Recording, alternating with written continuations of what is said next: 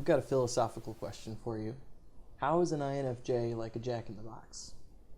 Well, let's contemplate how the cognitive functions work for INFJ.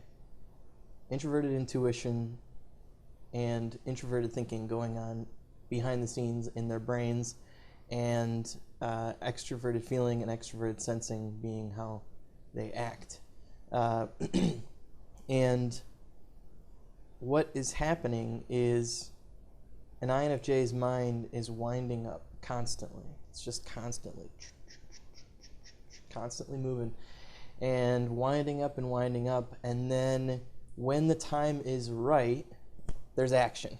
And the action is big, usually, or in some way. It's active, it's expressive, and impactful.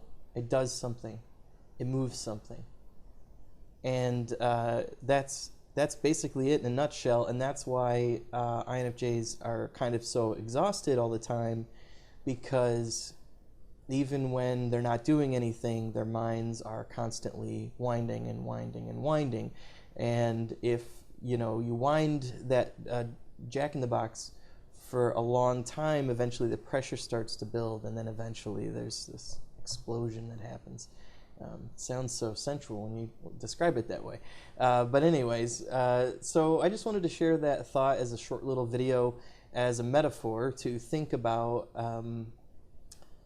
how the INFJ's mind is processing and then acting upon the internal structure in their minds, their internal intuition and logic that they've constructed or that their subconscious has constructed for them in many cases.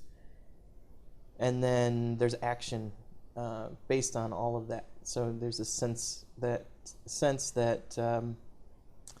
something needs to get done or something needs to happen, and when all those pieces click into place internally and it makes sense and the timing is understood, then that gives an INFJ all the information that they need to act. And I don't know if other INFJs are like me, but at that point, like once I have all the information and it's ready to go, then I'll act immediately. I will try not to procrastinate once I know what's going on and what to do. But there are cases where I don't act when I should act. So it's kind of like watching a train pass. You know that the train is coming. You know that you have to, let's say that you're on one side of the tracks and you need to get on the other side to get onto that train. But you get fixated by the train and distracted and put off acting when you know that you should act, and then the train comes and you've missed your opportunity and you just watch it leave. So that's kind of how I think introverted intuition and extroverted sensing work together to identify when the timing is right for something and then to act on it. But that doesn't necessarily mean you will always act on it. It just means that you may know what the timing was to act on it, and you decided to act on it, or you just didn't act on it. You missed the opportunity. So in that sense, it's not like a jack-in-the-box, because a jack-in-the-box will always act at a certain point, whereas extroverted sensing in the inferior seems to be it may not always, an INFJ may not always be able to activate their extroverted sensing when they know that they need to, and sometimes almost feel paralyzed by their own mind.